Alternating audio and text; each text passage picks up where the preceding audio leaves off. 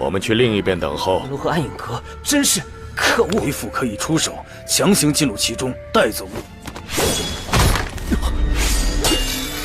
什么呀？不是要杀我吗？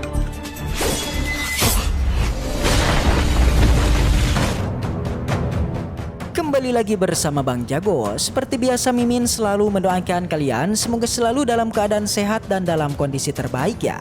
Di video kali ini Mimin akan menceritakan sebuah donghua seri Supreme Emperor. Tak berlama-lama langsung saja kita masuk yuk ke isi ceritanya.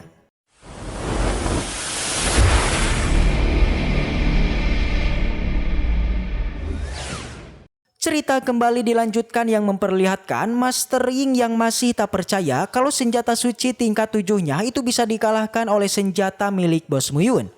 Tapi Bos Muyun sudah tak mau basa-basi lagi dan menantangnya secara langsung. Di mana mereka akan sama-sama memberikan serangannya dan melihat pedang siapa yang terkuat dan pedang siapa yang patah duluan.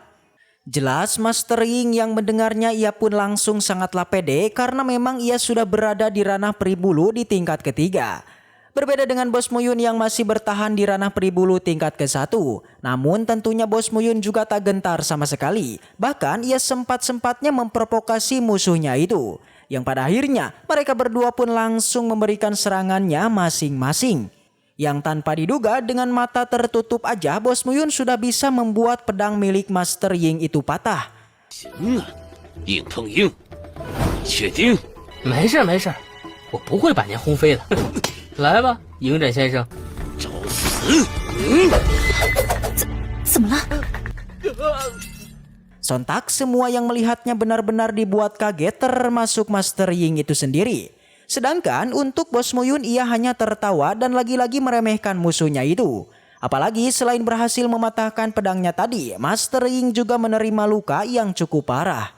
Tentunya Bos Muyun sendiri hanya mengatakan jika tak bisa menandinginya, maka jangan sekali-kali menantangnya. Yang pada akhirnya penguasa Pulau Tianlun pun menyatakan kalau pemenang dari turnamen kedua ini adalah Pavilion Tianbao.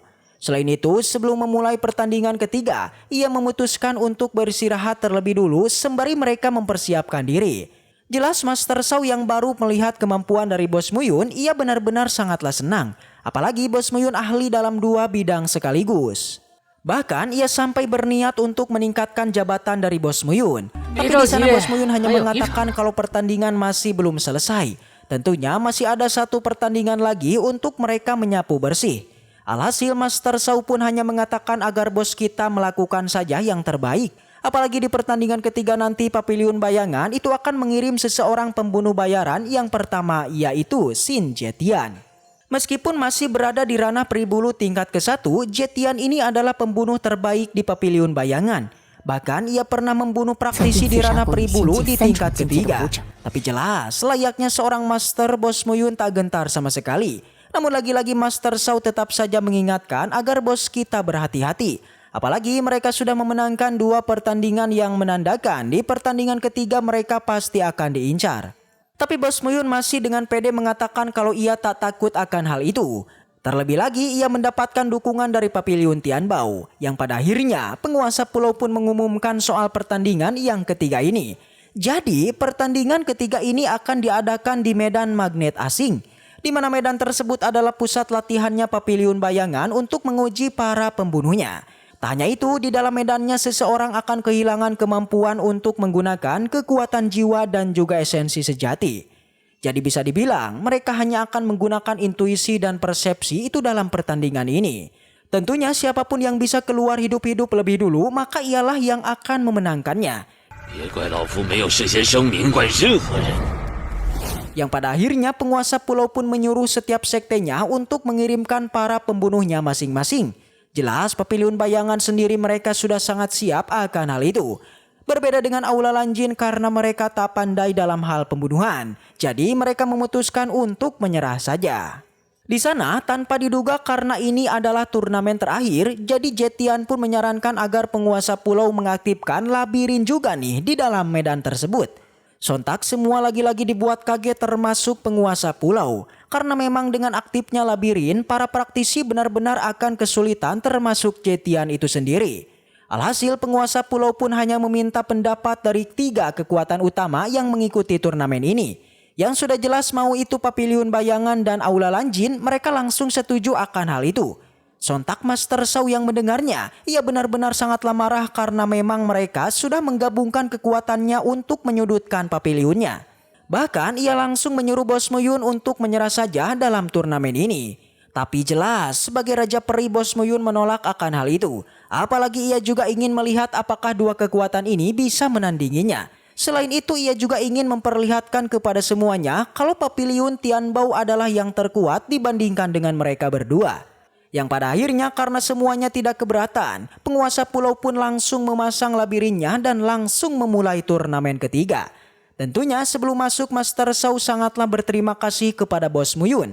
Tapi di sana Bos Muyun hanya bilang kalau ia adalah pengawalnya, jadi sudah menjadi tugasnya untuk melayaninya. Jelas untuk Master Shao ia jangan sampai lupa saja soal syarat-syarat yang ia janjikan kemarin. Setelah itu keduanya pun masuk ke dalam portal tersebut. Diperlihatkan di sana ada Gentian yang merasa pede kalau dirinya lah yang akan memenangkan kompetisi ketiga ini. Karena tempat ini merupakan spesialis bagi Papiliun Bayangan yang jelas saja dia merasa sudah terbiasa dengan medan labirin ini. Dengan adanya dasar seperti itu dia pun yakin Bos Muyun tak akan mampu untuk mengalahkannya. Di sisi lainnya Bos Muyun ternyata sudah mengetahui posisi dari Gentian. Ia juga sudah mendengar perkataannya yang barusan yang berniat membunuhnya. Tapi jelas Bos Muyun tidaklah takut yang bahkan ia menunggu bagaimanakah cara si Gentian ini untuk membunuhnya. Di luar portal tersebut, semua orang juga berharap-harap cemas. Tak terkecuali Master Shao guys, dia begitu khawatir dengan Bos Muyun kita. Tetua Tianlun meminta agar semua orang untuk ke samping dulu menunggu hasil kompetisi tahap ketiga ini. Di mana kata dirinya baik Bos Muyun dan juga Gentian dibutuhkan waktu hingga 1 jam untuk keluar dari labirin ini. Adapun siapa yang pertama keluar dari labirin ini mereka tentu harus menunggunya. Di sana sang alkemis dari Aula Lanjin itu sangatlah yakin bahwa kompetisi ketiga ini pastinya dimenangkan oleh Papiliun Bayangan. Karena di kompetisi ketiga ini seharusnya milik mereka karena sesuai dengan keahlian Papiliun Bayangan. Menurut sang alkemis, selama bisa menyingkirkan Bos Muyun, maka pembagian di 72 pulau itu masih harus dibicarakan dengan 3 papiliunnya. Master Ying masih merasa kesal, dan dia seperti menginginkan untuk menghancurkan bos kita hingga berkeping-keping. Pendengar ini tentu Master Shao semakin khawatir, karena di pertandingan ketiga ini dia merasa Bos Muyun itu tidak diuntungkan. Yang tentu saja Master Shao sudah tahu kalau ini semua sebenarnya sudah direncanakan oleh mereka. Master Shao berjanji jika saja Bos Muyun tidak keluar selama waktu setengah jam, maka dirinya akan mengirim seseorang praktisi untuk menyelamatkannya. Di sisi lainnya tepatnya di tempat penguasa Pulau Suensa. Dia juga sudah mengira mengenai pertandingan ketiga ini sebenarnya sudah direncanakan oleh kedua papiliun. Dia penasaran bagaimanakah Bos Muyun itu akan melewati ini semua. Tentu saja anaknya seperti menyayangkan kalau Bos Muyun tewas di tempat ini. Karena dia masih memiliki banyak pertanyaan yang akan diajukan kepada bos kita. Sang ayah mengatakan mereka harus menunggu selama setengah jam. Jika Bos Muyun tidak keluar, maka dirinya sendiri masuk untuk menyelamatkannya. Sin kembali ke medan magnet. Di sana terlihat Gentian masih terus bergerak mencari keberadaan Bos Muyun. Dia seperti tidak percaya kalau dalam waktu ini dia tidak menemukan keberadaannya. Yang bahkan selain tidak menemukan sosoknya, dia juga ternyata tidak mampu merasakan energinya. Karena seperti itu akhirnya Gentian pun mengeluarkan sebuah suara agar bisa didengar oleh Bos Muyun. Ia meminta kepada Bos Muyun untuk keluar dan jangan bersembunyi. Dan ya, segera setelah suara itu dikeluarkan, Bos Muyun kemudian keluar dan langsung menyerangnya. Tentu Gentian menjadi bingung dengan keberadaan bos kita yang tidak bisa dirasakan oleh dirinya. Di sana Gentian pun kemudian mencoba mengecoh Bos Muyun dengan teknik menghilang. Tentu melihat itu bos kita sedikit meremehkannya dan menyuruh Gentian untuk segera keluar dan menghadapinya. Karena tentu saja dikala Bos Muyun memutuskan masuk ke tempat ini, maka dia sudah pede dan juga sudah mempersiapkannya, yang dengan itu ia yakin Gentian tak akan bisa mengalahkannya. Meski begitu, Gentian merasa perkataan Bos Muyun ini hanyalah omong kosong belaka. Dia sama sekali tidak takut dan keluar langsung melakukan serangan. Sembari terus mengoceh, keduanya pun juga melancarkan serangan demi serangannya. Dan di sana pula bos kita teringat dengan pedangnya yang masih belum diberikan nama. Jadinya ia ingin memanggil pedang barunya ini dengan sebutan pedang naga tersembunyi.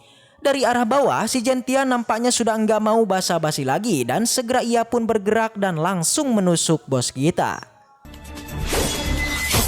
Semua orang yang berada di luar menjadi kaget karena tiba-tiba portal di sana tiba-tiba bereaksi. Mereka tahu pergerakan ini dipicu karena adanya seseorang yang akan keluar dari sana. Semua orang penasaran siapakah yang akan berhasil, apakah Bos Muyun ataukah Gentian. Yang pasti, Master Ying sangat yakin kalau Gentian lah yang akan keluar. Dan saat itu dari dalam portal kemudian muncul energi dan berakhir dengan sebuah ledakan.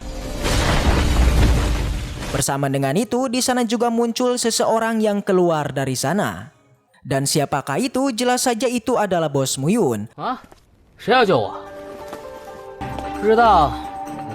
Sontak saja Master Ying menjadi tak percaya. Yang ternyata pada pertarungan tadi bos kita sebenarnya tidak tertusuk, melainkan dia berhasil mengecoh Gentian dengan sebuah kloningan. Yang akhirnya bos kita pun membalikannya dengan menyerang dari atas Gentian.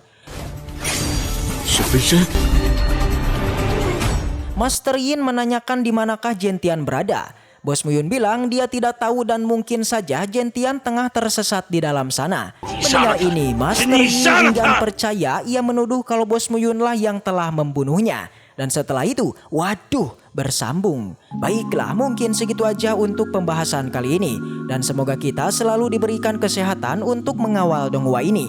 Dan sampai jumpa di video selanjutnya.